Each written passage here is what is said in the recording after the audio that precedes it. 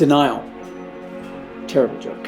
But anyhow, I'm here to tell you what denial is. And this is a term that we all use. It's probably one of the most famous of the Freudian ego defense mechanisms. And this is a series on defense mechanisms, and I encourage you to check out the first video. But just quickly, a defense mechanism is an automatic, subconscious, or preconscious trick, mental tool that the brain does, the mind does, the psyche, to protect the ego. When the ego is threatened, then a person engages in these, and they're quick, they're automatic. You don't really decide. You don't say to yourself, I'm going to go into denial about this. It happens.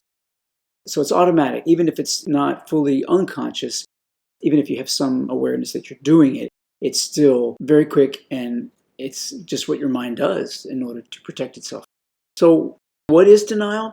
Denial is when you are confronted with a situation, a fact or an event or just some truth that is so painful or threatening or damaging psychologically that you refuse to acknowledge the emotional significance of it. So you know that it happened, you don't deny it, you're not repressing it. It's not that you're not thinking about it. When it comes up, it comes up. You might even be dwelling, but you're refusing to admit what it means, how much it's hurting you. And the implications, it's the implications that you're ignoring.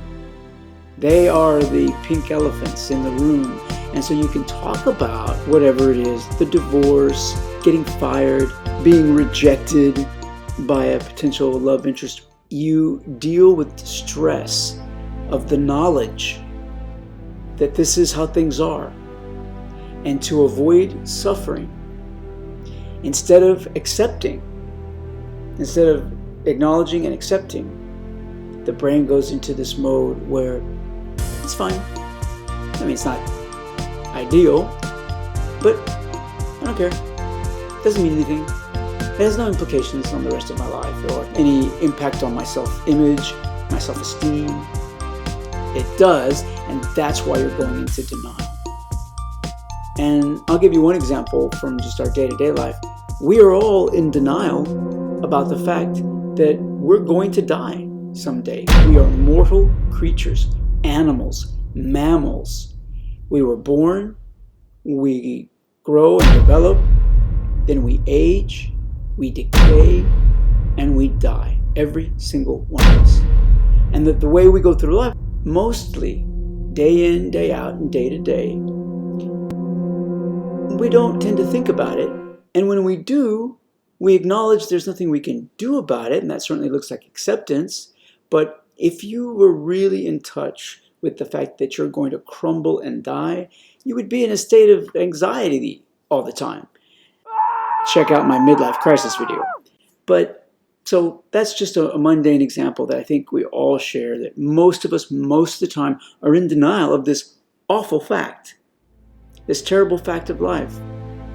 Not only that we're not going to be around anymore, we're not going to exist anymore, but that if we live long enough, prior to that, we're going to stumble into the grave. Stepping from life to death is usually not a sweet transition. It was rough coming into this world. It's going to be rough leaving it. And we don't think about that. We're in the middle of our story. We're always in the middle of our story.